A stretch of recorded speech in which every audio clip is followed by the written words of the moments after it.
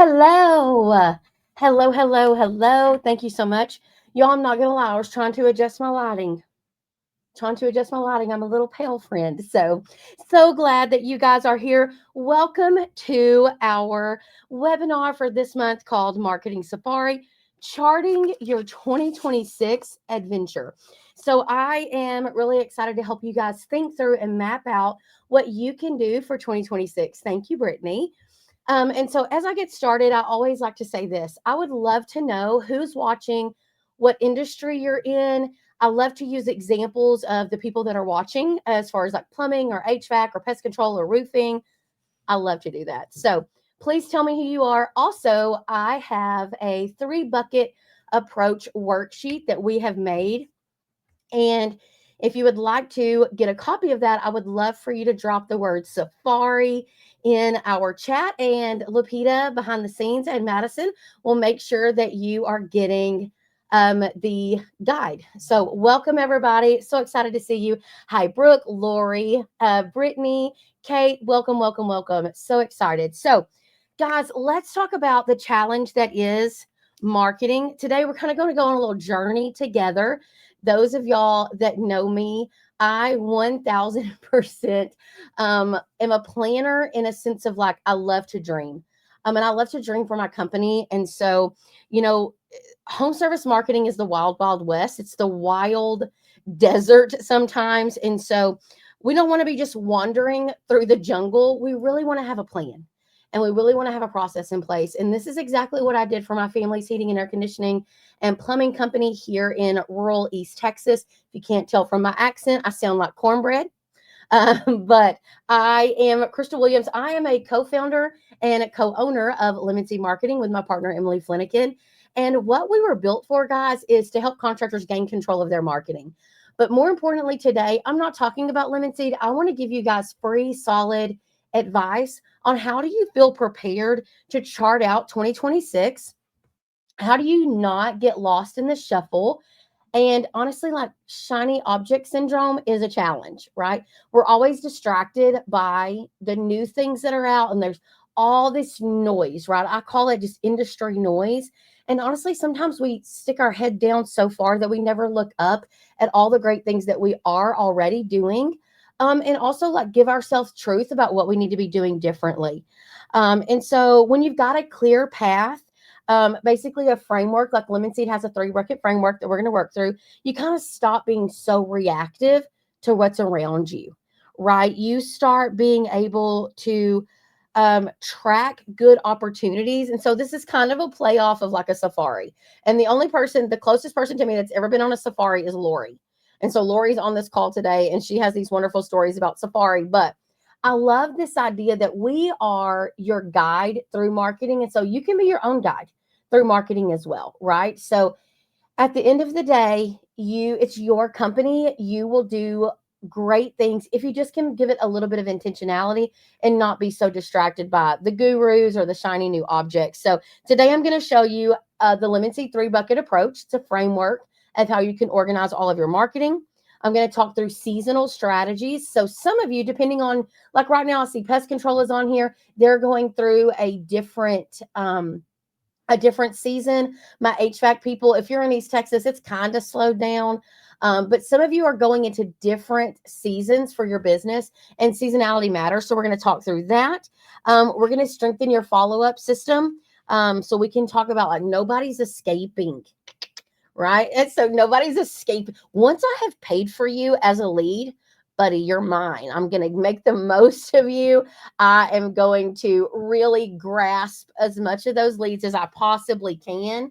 And also, last but not least, how to position your brand well in your market. So even those of you that have been around a long time, my family's heating and air conditioning company, we're on year 51.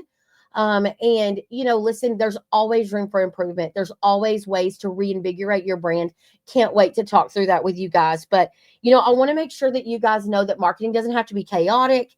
We're going to follow that framework that Lemon Seed has in place, and then I'm just going to talk through. So my notes are here in front of me to make sure I don't forget anything because I'm slightly ADD and I can really go off on a tangent. But so great to see. Again, just before I get started, I would love for you guys, if you want to get a copy of my 3 bucket, it's a little worksheet for you to use. Just comment Safari, and Lupita and Madison on my team are behind the scenes.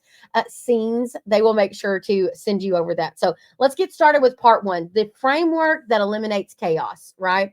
So define chaos for a little bit, right? So most contractors operate in reaction mode. Okay. We operate in a mode that we're chasing leads, we're running after a budget, and we really have inconsistent branding. So we get sloppy with it, or it gets last minute, or honestly, like I even see this, somebody, right? Someone, and they sell you radio, and they've sold you radio for 20 years. And how could you ever cancel your radio? Well, I'm going to show you when it doesn't work, we're going to cancel the radio. And we're going to make hard business decisions. But also, we are going to talk through why it is important that when you use our 3 bucket method, it kind of is like a budget. It gives you a place to put every single advertising tactic that you're doing. And what you should do is look up and go, okay, in my 3 buckets, do I have something in those buckets that's accomplishing that need, right?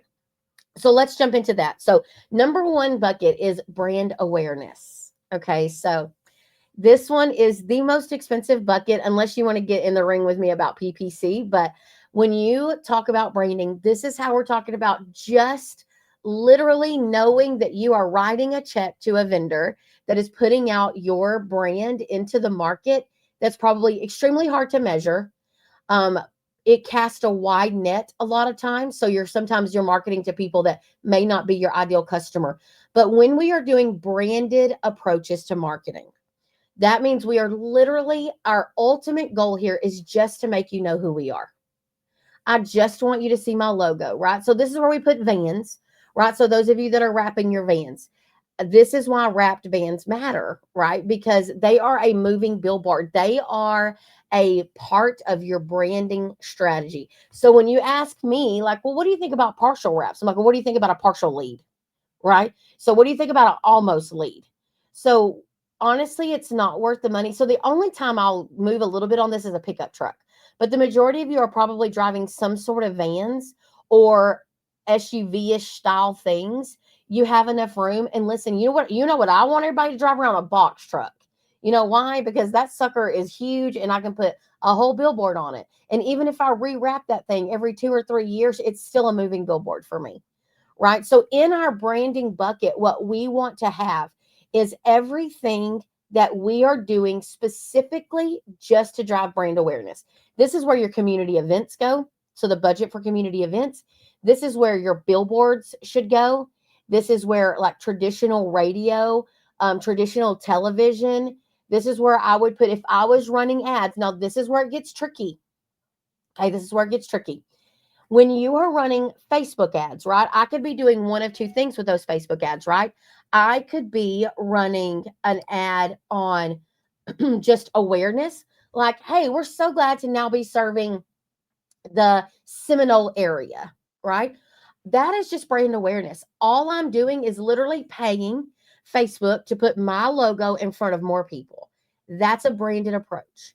If my ad says a $49 tune-up, then that's a call to action bucket. I'm saying I've got a $49 tune-up. Click here to book with us. They have 2 different approaches. They accomplish 2 different goals. And honestly, you should have 2 different levels of expectations, right? So when we're doing branding things, we're at the very top of the marketing funnel. And at the very top of the funnel are people that do not need our service yet. And I'll be honest, I don't care what you do. If you do flooring, if you do garage doors, if you do pest control, if you do HVAC, roofing, swimming pools, at this point, these people that you are reaching with your branding messages they're not even considering that they need your services yet. Hey, at least swimming pool company, landscape companies like y'all are something fun to buy. No one wakes up like, you know what I can't wait to do is exterminate some stuff. I cannot wait to get a new roof on my house. A lot of that's because like those are painful purchases, right? We know we need them. We're homeowners. We know we need them, but it's not fun to do versus I'm getting a new swimming pool. Like holler at your girl. I'm having a party next Friday, right? Like Let's have some fun. So some of you get the privilege of having a little bit more fun on the marketing side. Some of you, you're over here with me on the HVAC side, like don't nobody is excited to be buying from us. But when we do branding, we need to work on people so we are constantly in their environment and surrounding them so that they understand when they need your service, right? When they walk in the door after a long day of work and that 90-degree East Texas wet heat hits them in the face, I want you to think of me. When you go outside and there are rat droppings all in your garage, I want you to think of me. I have a hail damage on my roof, I want you to think of me. My hot water is terrible, so I want you to think of me, right? So I have to work extremely hard to make you think of me.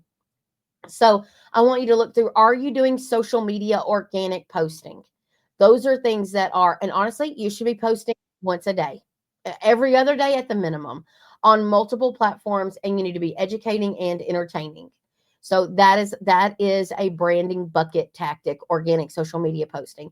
If you want to do Facebook ads that are for strictly brand building, that goes in that bucket. You're doing community support, meaning you are actively involved in festivals, fairs, shows, home shows. You're going and knocking on doors and kissing babies. That needs to go in that bucket, whatever that cost is, right? And again, the other things that I mentioned, things that are hard to have a direct return on the investment. Very rarely is someone going to say, do you know why I bought a new water heater from you? Because I saw your billboard. Now, that happens, honestly, but it's because it's an exposure to you. It's not that you were asking for the business. And I know that feels weird. It'll make sense as we move to the other buckets. So, as you're evaluating what you've spent on marketing in 2025, I want you to categorize everything that falls into that branding bucket, that you only did it so that more people would hear and see your name. And I want you to know, how did it work? What did you think about it? All of those good things, right? So that's the first bucket. The second bucket that we move into is like the advertising and call to action bucket. But I wanted to stop for a minute and give you the difference between marketing and advertising. This is why it drives me nuts. So my company is called Lemon Seed Marketing because marketing is the collection of all of your advertising, right? So my marketing strategy is a collection of all of my advertising, my community support, all of that together makes my marketing, right? So kind of like a cake. I have all these ingredients, right? That's the advertising tactics that make this beautiful cake, and the cake is marketing. So you have to have the right ingredients cooked at the right time. Let's sit. I mean, all of those things. It's very close to an analogy of making a cake. But honestly, it's really important that you understand that we are talking about ingredients here, because all of these things together, there's no magic wand. I can't wave a magic wand. You can't invest in a certain thing and all of a sudden grow your company. It might be a flash in the pan style thing, but I'm telling you guys, we're much better off with a diversified approach like 3 buckets. So then that second bucket, call to action. This is where you're like, hey, you're at the bottom of the funnel, of the marketing funnel, and you are looking for business. You are looking for a business that can solve their needs. So, as a consumer, they are actively considering ready to buy.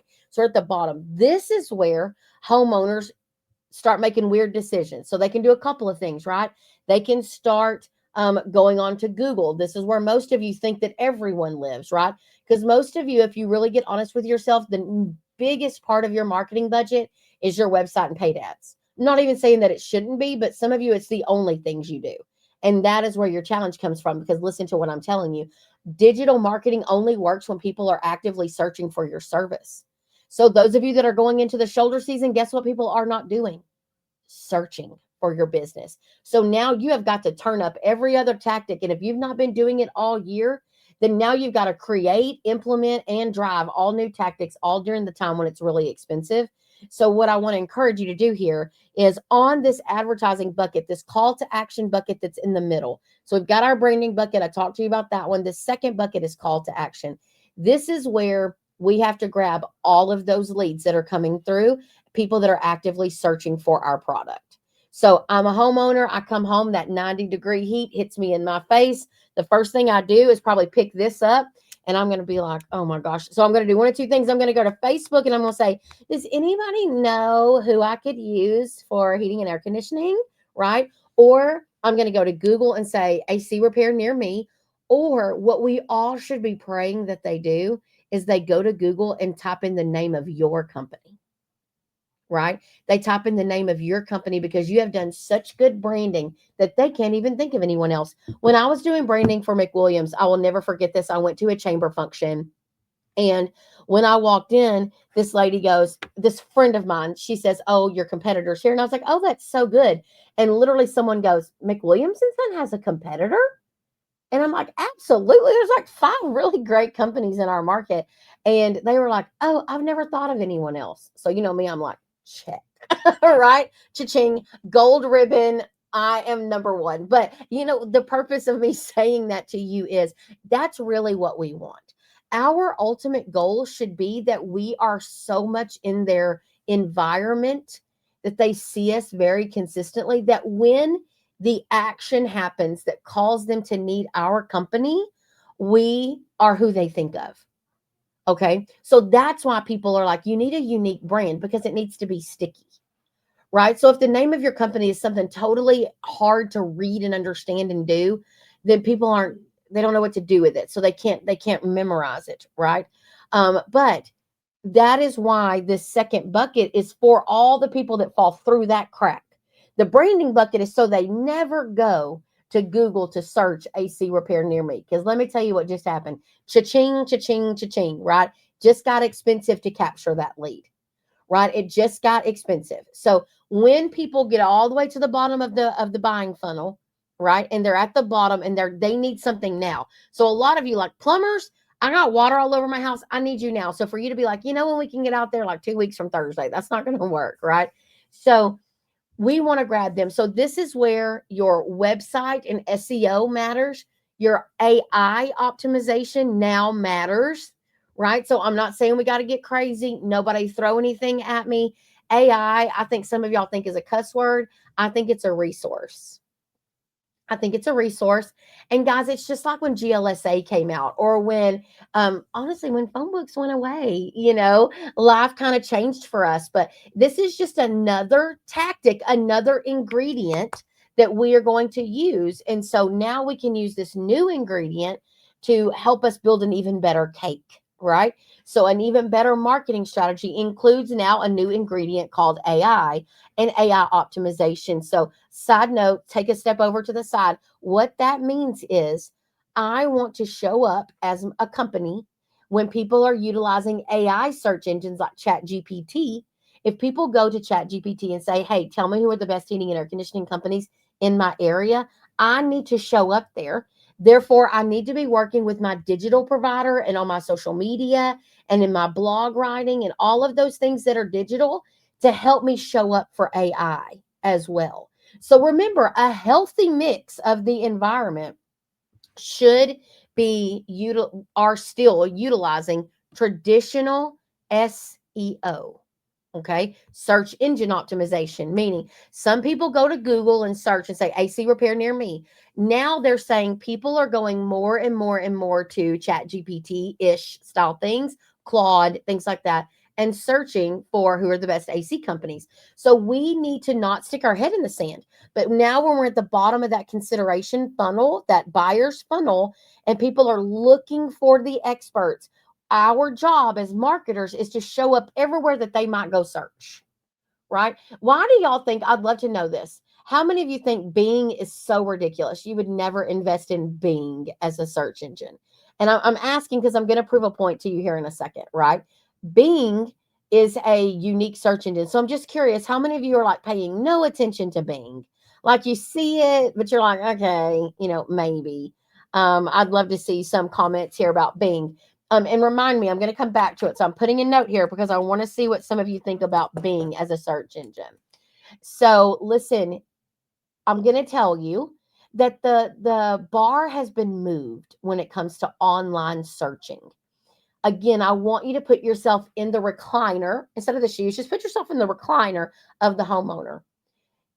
When they have an issue, right? When they have an issue, they are going to trusted resources. They're looking for a referral, either in person or through social media, or they're going to the open market of Google. And now, those of us that are a little bit more sophisticated, we are going to now use ChatGPT or something similar, right? So people are saying, I don't even know that Bing was still a thing. I don't use Bing. Let me tell you why Bing is a little sleeper cell, okay? Bing, ironically, comes already loaded on PCs, right? So when your grandma goes and buys a new computer for her house, guess what's preloaded? Bing. So those of us that have an older demographic, they're using Bing because honestly, they don't know how to get to anything else. They do not understand the connection between Google, Safari, and Bing. They don't know. They have no idea. So it is ironically, it is growing a little bit in search. And then now Brittany nailed it. It is now really Chat GPT is optimizing things in Bing. So super weird to me. But again, this is why diversifying your content and your spend is super important. And here's the good news, contractors. You don't have to be the expert in this, but you know who should be the expert in this? Your website provider. Your website provider, your SEO provider, they need to be telling you what they are doing to now come to the table. So, have I said anything about people? Do y'all think people still search Google? 1000%. As a matter of fact, like I think 80% are still searching through Google. So it's not that it is moving away, like going away. It's just that now a new person has entered the group chat. Okay. There's a new member to the group chat and their name is AI searching, right? So you just need to come to the table to understand how you're going to now add that ingredient to your list of ingredients. Okay. So this is again back to that middle bucket where it's people that are searching for the service. So what are you doing for SEO? Are you investing in SEO that is active? Is it moving? Are you growing in ranking and presence every single time you talk to them, your provider? What are you doing to start a strategy for AI? Right? And then what are some other search response marketing that you could be doing? So again, this comes down to things like let's talk about remarketing, right? So here's what remarketing is. And again, I'm not a digital expert. What I know is I know several web providers that are experts in the paid ad side. But what I've learned is this is what I need to work. So let's talk about remarketing. So let's say you make a great post on social media that says, "Did you know here's three things you shouldn't use in your garbage disposal?" Right, and then it says click here, so that link clicks and they can go read the article on your website like a blog. So you put a link to the blog on your social media. A consumer clicks that link, they land over on your website. Now, y'all, guess what? Now they're in our little spider web. This is where we want them, y'all. This is juicy. We're feeling good. We got people to our web. We're driving web traffic. Okay. So now what we can do is say, okay, so Crystal Williams on, Wells Street, you went and you were sitting at home and you clicked on that article because you wanted to know what you didn't need to be putting down the garbage disposal. Because let me tell you, my husband loves to put potato peels and then it clogs up and then he's mad at me and I'm like, you did it, right? But if it's broken, then I need to call somebody to fix it. So what you've done is I've at least shown that this is probably something I'm interested in. So now you can remarket to those people on Facebook. So now, one time sitting in my recliner, I wanted to read the article about what to not put down my garbage disposal. And now your company, because I went to your website, is showing up in my Facebook feed. That's a remarketing strategy. Because listen, I was kind of interested. I was probably in the middle of the funnel, but I was kind of interested. So this is how we start diversifying what we do. The problem is you have to have budget to be able to do these things. So again, in that middle bucket is all of our calls to action things where we're grabbing people that are searching, optimizing our website for ease. Can you move around your website well? Can I book with you online? Do you have an AI response button on there? Can I chat with you? Y'all, I'm 43 and I really don't want to call an office to do anything for the most part. You know what I want to do? I really want to be able to book online and talk with you online because I'm busy. I'm probably on a call and supposed to be listening. And I'm not because my air's out and I need you to fix it. Or I'm not because I saw a rat run across my floor. I'm not listening to the call. I'm trying to get you to go to my house. Right. So those are people that are actively searching. So your website needs to be easy to navigate. You need to have an SEO strategy. So I'm going to give you a pro tip right here. Your digital company, whomever is doing your SEO for you, you should be meeting with them very consistently. Okay. I'm going to tell you, If you're over 5 million bucks, I'd be meeting with those suckers. I'd be looking at it weekly. If you're over $10 million, baby, I'd be in there every day looking to see what's moving. And those of you that are beneath those numbers, monthly probably will work for you. But let me tell you what you need to be looking for. Okay, when you get search engine numbers back, search numbers back, and they say, oh, Crystal, look how good you're ranking for HVAC contractors. Okay, that's great. I'm so glad that I'm on the first page of that search term, but how many people are actually searching that? So when they show you that you rank number 1, number 2, number 10, whatever, go look at the search volume of how many people are actually searching that term. So a lot of times what we do is a little bit of smoke and mirrors. Our digital companies come to the table and say, but you're ranking so well for these other 20 terms. And then I have to hurt their feelings sometimes and say, well, but how many people are actually searching for those terms? Oh, 4? Okay. What about where there's 3,000 searches? Why am I number 26 for that? So AC repair near me, plumber. Plumbers, you have unique terms. People don't say plumbing, they say plumber. Test me and see. If search volume is not higher for the word plumber than it is for plumbing. And let me give you another tip. If you live in the South, guess what else people search? Hot water heater. Why do we think water that's already hot needs to be heated? I don't know. We're rednecks, but hot water heater is a search term for those of us in the South, right? Also, if you're ranking for things like humidifier and you live in Texas, we've never needed a humidifier. We do not want heated floors. We don't need those things. Those are not appropriate for our demographic, our climate. So you can rank number 1, but 0 people are searching for a humidifier, right? Or the right kind of humidifier, right? You know what we want? A freaking dehumidifier, right? So those are the things that you need to have your eyeballs on those things, and you need to ask hard questions.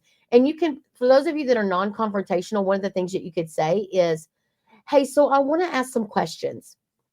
I see here that for AC repair, I am ranking number 26. How can I get moved up here higher? Like I want to be in the top 5.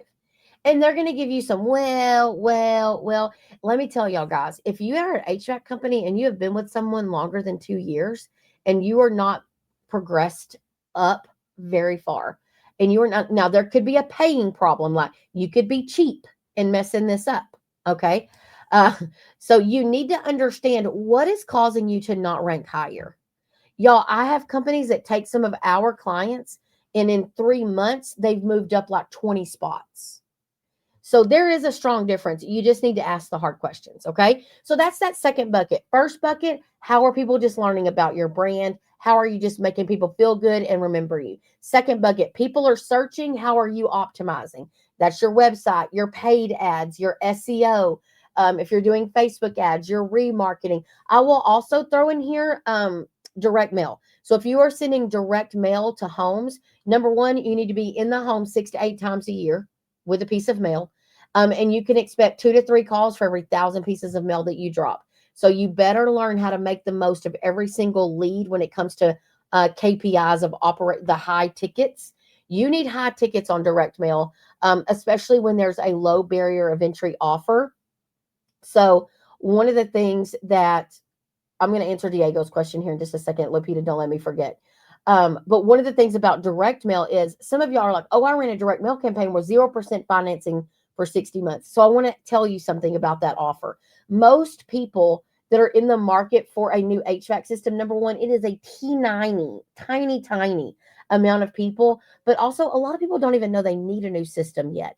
So your direct mail strategy needs to be a low barrier of entry, meaning it's a very low risk price point to let you in their home to probably figure out a bigger problem. But I can risk 69, 59, even probably 129, but I can't risk like, oh yeah, just come out here because I need a new system.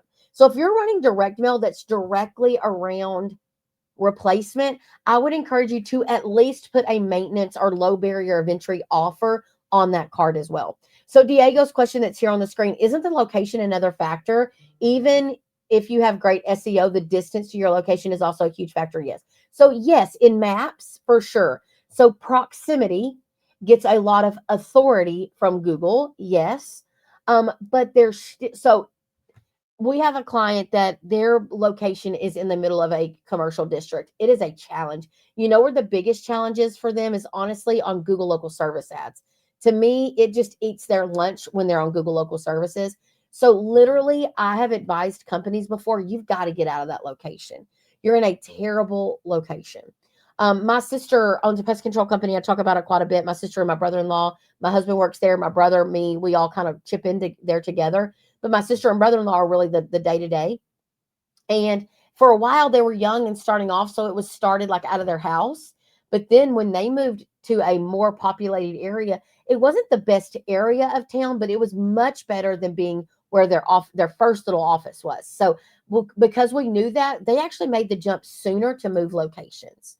And so 1000% Diego, location does matter. Again, another vote over here for Crystal when I say you can't just depend on one area of marketing, you have to diversify. So great question from Diego. So we've got our branding bucket, we've got our call to action bucket, and that third bucket approach is going to be definitely our cultivation bucket. So there are some of you that use and abuse this bucket and some of you that forget about this bucket.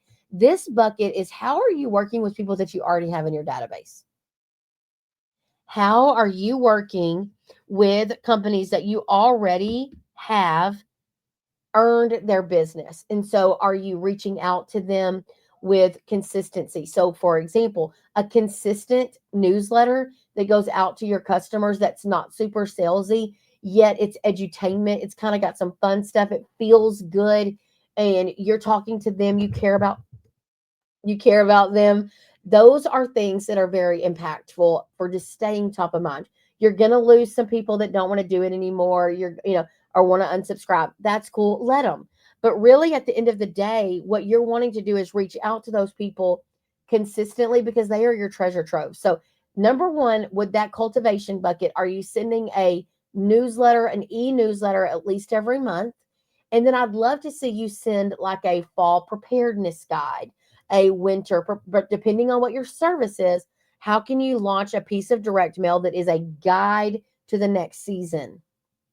Right? So that's a cool thing to do there. But that third bucket, you have to pay attention to it versus, are you overselling to those clients constantly? Like you're constantly calling and calling and calling and emailing and texting. That's too much, right? I would say your email that goes out, your email newsletter that goes out is totally fine. Let that go out. Let it be non-salesy. But then you need to group those people that are in your database into different audiences.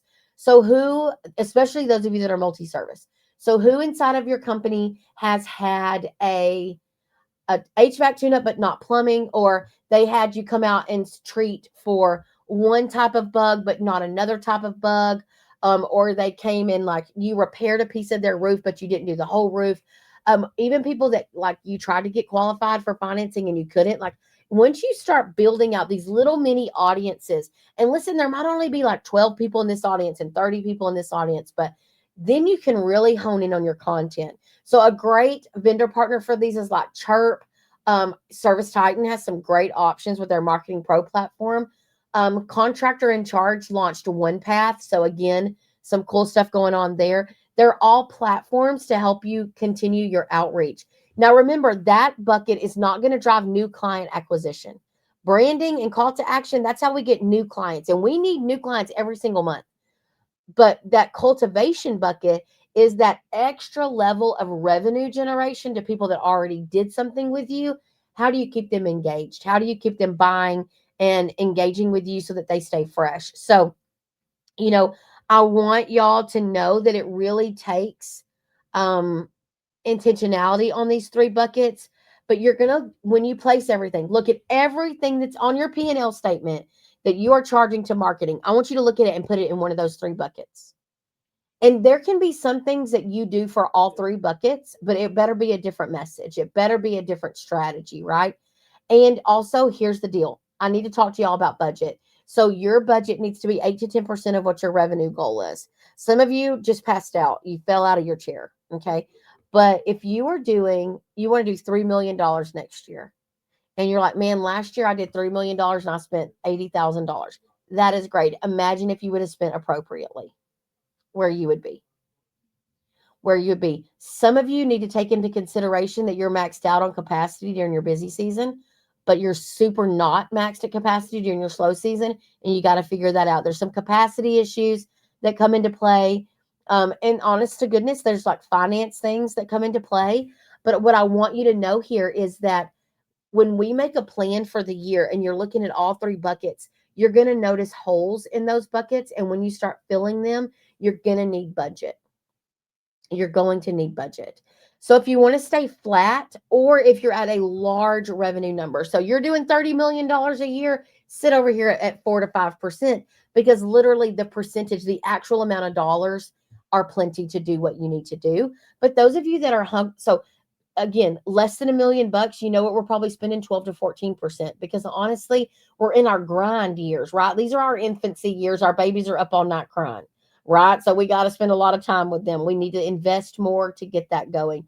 And then as we get more productive and we have operational excellence, we can start dialing back down. But I'm going to tell you, when I go into a new market, 8 to 10% of your total revenue is what I recommend being your marketing budget. And again, some of you have not spent near that, so then stair step yourself to it. But you're like, man, I built a $5 million company off of doing 2% marketing. That's great. But again, imagine what you could have done if you were spending appropriately, right? Just imagine what you could have done. And with that budgeting comes some parameters that you can set in place. So, 8 to 10% of your marketing budget. So if I want to do 3 million, I want to spend somewhere close to 300,000. 50% of that needs to be in my online presence. 50% of that needs to be for everything else that I do. Mostly branding, but there is a little bit of cost in there for your cultivation people. If you're going to send them a newsletter and things like that in the mail, then you're going to need a little budget over there. But I'm telling you, start busting things up a little bit. So listen to, if you're spending, like if you're over here hunkering at the 0.5 to 2% spend, people, I'm not telling you to jump to 10. Listen, if you'll jump to 10, call me, because I want to help you. But if you're like, okay, I'm scared of that, like that's a lot of money, I've never spent that money, I'll never be able to do it. But what you can do is, if you would be more structured with a plan and a strategy, you would feel better about spending the money. Right? So if I go to the grocery store and I go to Walmart and I'm hungry, guess what I'm going to do? I'm going to buy everything, right? But if I go in there and I'm trying to control my budget and I have a list, then I tend to make a much better informed decision, because I have a list and I have a budget and I have a plan for what I'm cooking this week, right? If you're like, it sounds good, I'm going to do rehash. Like, I love chirp and everything to do. Let me just go launch chirp. You're not ready for chirp. You don't have a CSR that's going to do chirp. You're over capacity during the summer. So guys, this is not a game of like, oh, let me just throw everything at the wall and see what sticks. This is intentionality, right? This is being very intentional about your structure. And honestly, a lot of you, it's going to push you outside of your comfort zone with spend and budget allocation. But what got you here won't get you there. And so, every quarter, I encourage you to build out a really in-depth plan. Look ahead to the next quarter with an overview, a 30,000 foot plan. That's how Lemon Seed functions. We're building out strategies a quarter at a time, and we're looking high level at that next quarter, just so we know what's coming, right? Just so we can know what's coming for our clients. We're working on what new tactics they should launch, what messaging they should be putting out, what investments they need to make. So we can't really launch radio very long without at least attempting to get a jingle from our clients, because jingles, guess what they do? They stick in your head. And remember, what bucket did that go into? Our branding bucket, right? Some of you do not have a good website vendor, or you have a website that's being hosted, but you have no true SEO work on your website. And that work means that they're putting actual search terms into your website, right? So I would definitely say, Matthew, that I weigh that middle bucket more, because it tends to be the most, a part of the expensive side is our digital presence. So I tend to put 50% of my budget in that middle bucket, because I know that I need to have a good website that not only looks good, but also performs well. With SEO, I know I need to be investing in something to grow my AI side of my business. If I'm doing direct mail, if I'm doing paid ads, I want to have plenty of money for that. And then the other 50%, to be honest with y'all, 40% of that 50% should probably go towards branding. And this is where some of you get really caught up, because you're like, oh my gosh, I can only run a billboard. I'm going to tell you, instead of spending in that branding bucket, instead of stretching your budget so thin with a ton of different tactics, I would definitely get more intentional about, I own billboards. So instead of having radio and TV and billboards, I have 5 good billboards. People are going to be like, where the heck did you come from? Right? If you get intentional, if you buy a really good radio run and you get a jingle and you spend money on radio very consistently and very frequently, people be like, oh my gosh, I hear you all the time. Right? Same thing with TV. I hear you all the time. So that bucket would definitely get the majority, the middle bucket, and then the branding bucket and the cultivation bucket. The only reason is it is honestly your rehash program. It is more labor heavy than it is expense heavy. And it's more about being intentional about making sure emails go out, texting are going out, ringless voicemails, and outmail calling. Once all of those things are more labor heavy than they are actual spend heavy, but great question. So I knew I was going to spend a lot of time on the 3 bucket framework, but I'm here for it. Let's move on down to number 2, seasonal planning that drives revenue. So HVAC, plumbing, pest control, guys, we always have this weird, it's not weird, it just feels weird every single year. It like surprises us, like, oh my God, I hit a wall. But we have a busy season and a slow season. Right? Absolutely, Matthew. We have a busy season and we have a slow season. And then in the middle, we have a shoulder season. So, like Texas, we don't know if we need to have on a parka or a bathing suit. We don't know if we need flip flops or ice boots. We don't know. And the 3 days a year that we have to turn our heater on, those might come in October or in February. We don't know. So, we really have hot and less hot.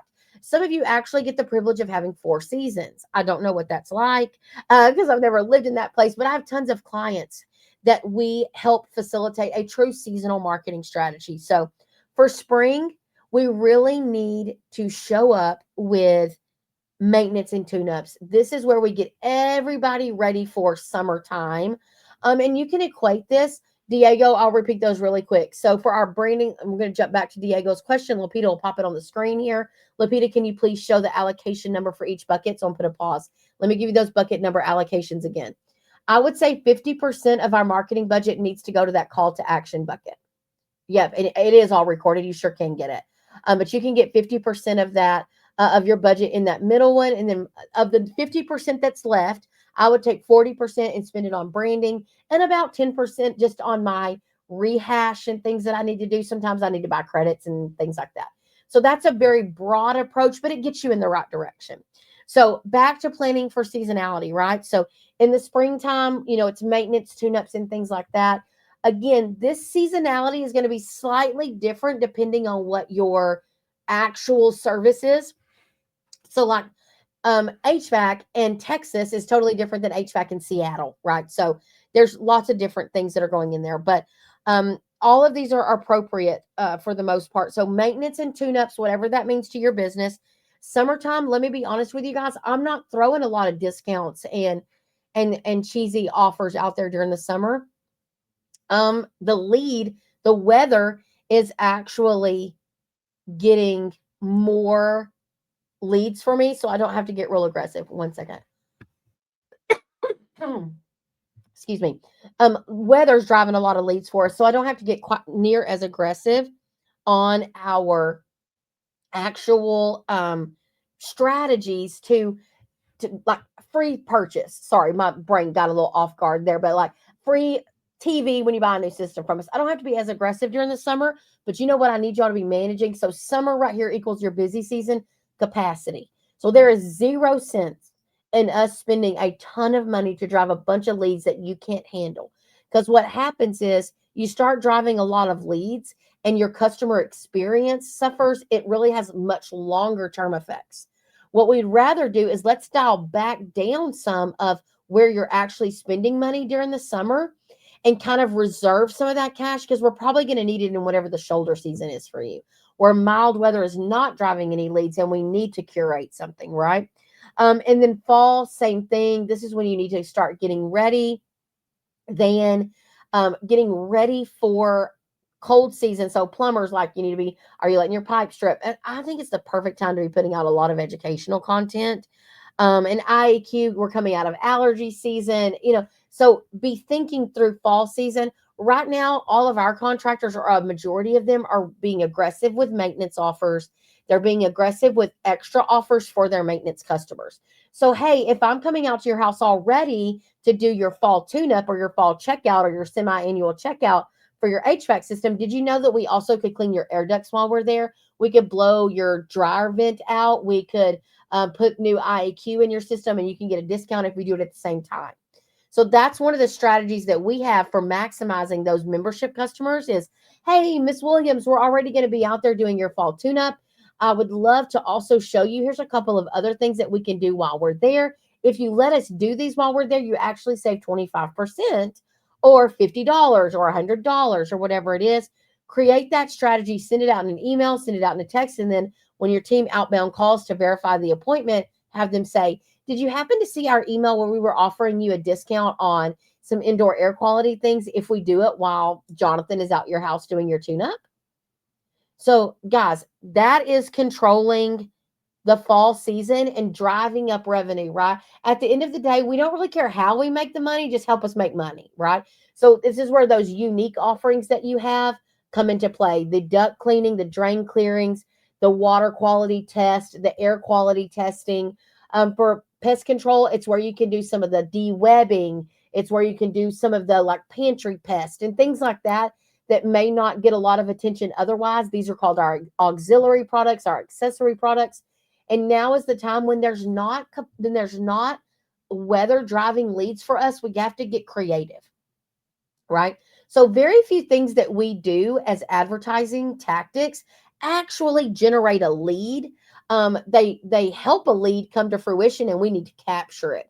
So generating a lead, I think, is an unfair statement. I like to say we got to capture the lead because the leads are weather driven for most of us. But we can say, did you know that backed up dryer vents are one of the biggest reasons the houses catch on fire? And because of that, we're making sure that all of our customers are safe by offering a $49, whatever. Again, remember, our job is to create every ounce of extra revenue that we can, give us a low barrier of entry to get us back in the house. That means that we're staying top of mind with that client, and we are now their go-to HVAC plumber, pool company, whatever it is, right? You need to be looking at ulterior options of things you can offer to stay in their good mixes, right? So build offers and campaigns that are reflective of your brand. So don't get buck wild and just go do something way off brand. Sometimes you just need to do something creative that kind of just shakes everybody up a little bit, whether it's a creative tagline, a creative graphic. You just need to do something that just reinvigorates the market and they go, oh, yeah, I forget about those guys, right? There's nothing wrong with that being your strategy. But I'm going to tell you for seasonal planning, you guys, if you have not planned for November, you're late. Honestly, if you haven't planned for December, you're late. Right now, you should have all of your quarter planned out. You need to be living a life as a marketer of 90 days, 90 days, 90 days. Because you know what it makes you do? Think through it. It makes you go, okay, in the next 90 days, I've got Halloween, I've got Thanksgiving, I've got Christmas. So if I'm going to do a Christmas giveaway, I need to launch it probably in early October or early November, which would mean I need to start building everything out in October. I want to give away a system as a Santa gives back away thing. I'm going to partner with my distributor. I got to work on all that. So if you start looking ahead for 90 days on your marketing strategy, the tactics that you're using to make that marketing cake for Q4, then you can start backing into things and not feeling so out of control. Like, well, I wanted to do something for the fall, but I never got to it. I wanted to do something for my team, but I never got to it. This 90-day planning window is what you need to do. You need to have a list of every tactic that you do, what bucket it goes in, and what you are doing extra to promote engagement, right? You should not be surprised, like Lupita's saying here. I don't know why anybody goes, oh my God, it's October. Holy crap, how did October get here? Well, other than just time flies, like October comes around every 365 days, right? That new month starts for us. That day still comes around. So I tell everybody, like, why are you surprised that it's your kid's birthday? Like same day every year, right? So we have to be planned. So that was number 2 for today. Number 3, follow-up systems that return leads into customers. The problem that I see is a lot of contractors have zero strategy of how to get leads quickly. So let me tell you something about speed to lead. That's what we call it. Speed to lead is less about marketing and more about operations. I cannot say that enough. right? Operations, you have to have a plan where you can respond to a lead, uh, a Slack. God bless America, not a Slack. That's what Lemon Tea uses. A direct message, right? Responding to in 5 minutes. A chat on your website, less than 5 minutes. A form fill, less than 5 minutes. A text on Google Business Profile, less than 5 minutes. And honestly, less than 5 minutes is probably too broad. Less than 2 minutes. Someone on your team needs to be designated as the speed to lead queen or king, right? They need to be responding. Also, I love the rule of three. So we're going to give every person that's reached out to us, we're going to give them 3 calls, 3 texts, 3 emails within 3 days. So 3 calls, 3 texts, 3 emails within 3 days. If you are following that process, you're going to get a couple of things. Some people are going to be like, this is too much. But remember, they reached out to you. They've engaged with you first. You're not bombarding a prospecting list with 3 emails. These people have engaged with you already through a speed to lead. So, like they came through Angie, they booked an appointment with you. So now you're not badgering them. You're following up with them, ma'am. You said you needed our business. So, the rule of 3 calls, 3 texts, 3 emails within 3 days. You are killing it until they respond or tell you to leave you alone. But I don't know about y'all, but I need the lead. So you know what I tell my CSR? I don't freaking care what you've got to do. Book the lead. Book the call into Service Titan, into Field Edge, into whatever you're using. Book the freaking call. Okay. I will figure it out later, especially right now, guys. We don't have time. We do not have an exorbitant amount of time for us to sit around and be like, you know what? We're going to be like super picky with leads. Because the next thing you're going to be, I literally had a client one time say, well, those are tire kickers. Okay. They probably are tire kickers. Then we need to do a training on how we overcome price objections. That's key to me. I can see that now. If your team struggles with every price objection, you need to do a training on it. Because if your product is truly good, then you are worth every penny of it plus tax, right? So get in the mix, right? So the speed to lead, and then utilizing those automation tools that we talked about, the Service Titans, Marketing Pros, the Chirps, if you're using Hatch, if you're using OnePath, any of those that are speed to lead, they gather the leads and they're responding to the leads and they're following up with the leads for you. Conversion rate lift, meaning they reached out, you converted and booked the lead, is really when your follow up increases and inconsistency and honestly efficiency. So don't sleep on those leads. Your scripting and everything you're saying and how you respond to those people needs to stay on brand. Be very diligent. And so the solution here, if you're with that, like I said, the speed to lead, the thumbtacks and all of that, you have to have a plan of action for speed to lead, right? A plan of action for sure. And then part 4, as I told you, make your brand the hunter, not the hunted, right? So we're going to stop begging for attention. We're going to build some authority with who we are, right? So you're going to start creating content. I'm not going to tell you that this is what you should do. You will start creating content, or your competitor's going to do it and they're going to take it from you. So if it isn't you, you need to hire somebody for content, right? So you need to be putting out content that educates and entertains. It's called edutainment, right? And it also empowers the homeowner to know that you are giving them informed data. So listen, no one cares. You think no one cares about things, and they don't, right? So no one cares about why in your tune-up you blow out a drain line, or why you use a certain style of shingle until they need your product. So you're going to fall on deaf ears for a long time until they need your product. And as we're going towards the end of the call, don't forget to comment Safari if you've been on the call this long, the webinar. Comment Safari. Lupita and Madison behind the scenes will make sure that we send you out our 3 buckets. It's a simple worksheet, but it's where you need to apply things. So if you haven't commented Safari and you need to, make sure you do that. Also, they're going to pop on the screen if you'd love to schedule a discovery call with Lemon Seed. It's free. It's complimentary. Talk to Lupita. She'll show you our pricing and what it looks like to work with Lemon Seed. Never hurts for those things. But basically, making sure that you stop begging for attention. Let's build out some authority. Let's create content as much as possible, almost at every day. But again, I thought some of y'all would like flip the table over. Creating content that educates, but guys, you need to be putting content out very, very consistently. Own your market visually, making sure that you guys have very consistent messaging going out. So are your trucks wrapped? Does that match your website? Does that match your social? Does that match your emails? Does that match your billboard? Does that match your direct mail? Does that match your uniforms? Does that match every banner on every community support baseball field that you've done? Consistency matters, guys. Remember, you've got people up here at the top of the funnel. That's the fattest part of the funnel. There's more people in that part of the funnel, yet we pay the least amount of attention to that. Because that part of the funnel, those people aren't ready to buy yet. They may not be ready to buy for years, but we got to work on them. We can't forget them. We've got to be there. We've got to get there. And we've got to talk to them, right? Leverage testimonials. If you've been getting 5-star reviews, y'all talk about it. Talk about it on your socials. Make a video about it. You know what's a great one right now? Have your technicians read their own reviews. People love it, right? And if you ever get a bad review, you almost could do one that says, John ran over my mailbox. And John could be like, it's me, I'm John, and I had a terrible driving day that day. But you know what we did? We replaced that mailbox. I'm so sorry to that client, but I did do a good job on your tune-up, right? People love the humanization of your brand, right? They love to see your mascots come to life. They love to know a story about why your logo is about your grandpa and his pocket watch, right?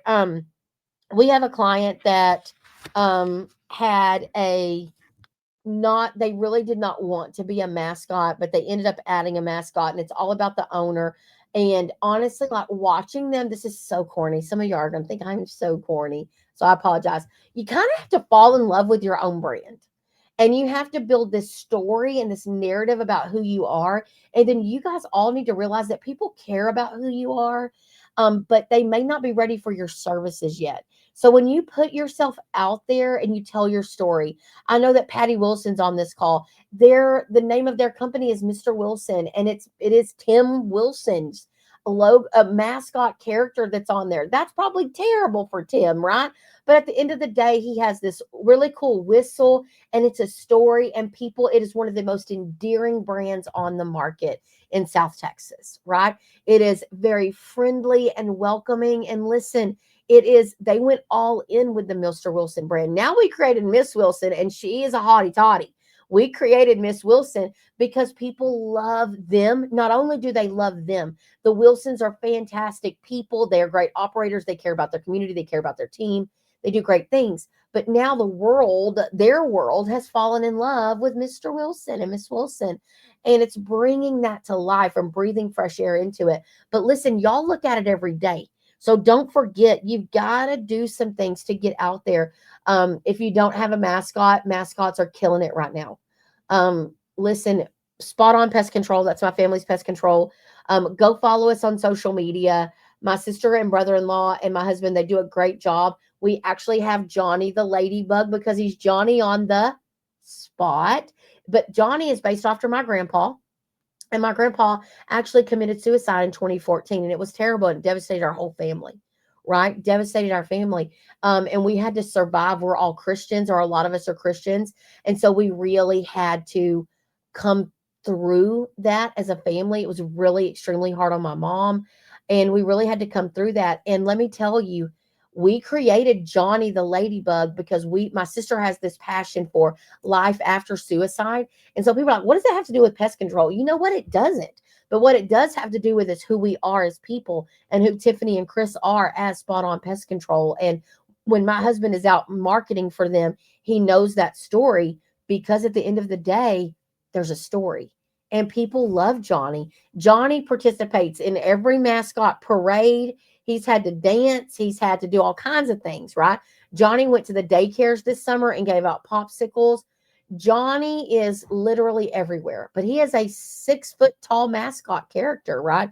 So he does some really cool stuff. So really, the key thing is know your market enough to know how you need to get involved. Know your data to know who's in your market, was people moving in and out, all of those kind of good things. So I'm about to wrap up. I would love to answer any questions. I know the webinar said till 2 o'clock. So if you need to jump off, this will be emailed to everyone. But those of you that want to stay, I'm happy to answer any questions. Just throw them there in the chat as I wrap up. And oh, thank you, Sheila. Yes. So let me wrap up a couple of things here while you're putting some questions in there. I want to encourage you guys that marketing is a game that you start playing and you never really get to stop. So if you're frustrated, like I'm always in the mix of it, welcome to marketing. As soon as you figure it out, thanks, Patty, a wonderful customer of ours, Miss Wilson. If you could not, if you feel like you can't quite catch up, you can't. Marketing is just like that, right? It be like that sometimes, right? It is clunky and it's always changing. About the time we figure it out, something pivots. We love it, right? At Lemon Seed, we love that opportunity to kind of, okay, let me come back. It's a puzzle for us, right? And listen, it is frustrating because you will go all in on a unique idea and spend the money and it won't work. But we have to be risky and we have to do some cool things. So my encouragement to you guys is know that you can do it. You can get organized. And I just want to take a minute to tell you about what Lemon Seed does, right? Thank you, Janelle. Lemon Seed Marketing is designed for contractors that want to get control of their marketing. You know what you want, you're willing to spend the money, you just wish you had some expert advice. Guys, my team is killer. We've been doing this. My strategists have been with me a couple of years, and they're basically from the industry. They do everything. They love our clients and they love helping you bring order to the chaos. There is absolutely zero cost of talking to Lapita to see if Lemon Seed can help you refresh your brand or get a strategy in place going into 2026. And now is the time. We are building out 2026 calendars literally as we speak. And guys, some of our contractors, a lot of our contractors will message us and say, I know I'm wild and have all these ideas, but working with Lemon Seed makes me feel structured and organized. And also, if you comment conference for me, I will make sure that Darian, who's on my team, or Lupita, or Matt, I have several friends, Madison, they will send you a direct link to sign up for our Lemon Seed conference. Comment conference. Our conference is at the end of January here in Lufkin. And y'all, it's all about marketing, all about marketing. We're going to be doing guided, basically, discussions. I have some great speakers from outside our industry. We are not putting the same people on the stage. I would love to send you an invite to our conference. It is very low cost, less than, I think it's about $500 to come to our conference if you're not a client of ours. If you are a client of ours, you get a free ticket and then a discounted ticket for each additional. And so, guys, you will love our Lemon Seed Conference. It is here in Lufkin, Texas. We do a tour of my family's heating and air conditioning company while we're here. My sister has her pest control company here. I own part of a roofing company here. I'm happy to connect you with all of those people. But y'all, very affordable conference because I'm not trying to make money off the conference. I want to talk to people that love marketing and that love branding. We're going to have some of our mascots here. We're going to eat good. Y'all are coming to East Texas, Southern Hospitality. And so we will make sure that we get you guys a link to our conference, and maybe I'll throw you a little discount code in there. We are booking right now. We have a hotel block. I will tell you, you do have to travel from the airport about an hour and a half. But I would love for you guys to come. Our theme is at the movies this year. Y'all are going to love it. So be watching our social media channels for everything. And listen, let's see what Diego says here. What would be an effective solution to do better with Google local services if at the moment you're coming in second and third location? So, yes, Diego, let me tell you about Google local services. It is one of the most painful things to participate in. So the funniest thing, I got this advice one time. It's like, well, you need more reviews. So I was like, hey, so yeah, to get more reviews, you know what? I need like more opportunities to go do the service, right? Here's my encouragement with GLSA. With Google local services, what I want you to do is I want you to make sure that everything is very optimized on your profile. It looks good, it looks clean. You have a competitive offer, you have a good phone number on there, and you have good budget in there. And then I want you to start actively getting reviews, posting everything that you can, and making sure that you are optimized as best as possible. Honestly, that there is no secret to Google Local. I wish I had like this magic wand for you. I do not. That's why it needs to be a part of your play there. My sister and I were just talking about Google Local Services for our pest control side, and I told her, I was like, it is literally a toss up of if it's going to work for you and if and when. Some of my clients, they'll be killing it for 3 months and then it like hits a wall and we don't change a thing. Then we go back and we try to pivot and make some advice on changing other things. But you will definitely want to consider optimization of your overall profile. Just double check it. Maybe change out some things, rework your wording. Make sure that you are putting Google rules for the location is hard. On your Google business profile, more and more and more those two lives are combining. On your Google business profile, put pictures of your vans, your locations, like you're saying here, your people, because it just legitimizes your business. But yeah, Diego, it is a challenge. I wish I had a better answer for you. Just keep it as optimized as possible. Make sure you have budget. Any other questions? Don't forget to comment conference so we can get that to you today, or Safari for the last few minutes. Safari would get you our little simple worksheet for you to know where to put everything. Again, Limited Marketing is here to help you get control of your marketing. We are not a website agency. We are a branding agency and basically a fractional CMO for you, but we also will do your graphic design and do your social media. So there's no one like us on the market. I know everybody says that, like nobody calls their own baby ugly, but I think we're pretty cool. I come from the industry. I know what it takes. I live that life, guys. My sister and I live that life every day with the pest control. I live it every day in Proline with my roofing company. And I lived it every day, still do with Service Titan and our family's heating and air conditioning company. So thank y'all so much for joining me. We'll be sending out a link to this. Please go follow us on all of our social media channels. And I look forward to meeting some of you at conference. We're going to have a great time. My brother is going to be facilitating with me, Emily. And again, just lots of great partners will be here. Kate, I loved it when you came to conference. I hope you try to come to Texas. Kate is another one of our great clients here with a mascot. Fantastic community support that she has going on there, doing great things at Royal Air. So, guys, thank y'all so much. I love you all. I'm here to help. Friends and family talk free. So, let us know if we can help you. Talk soon. Bye.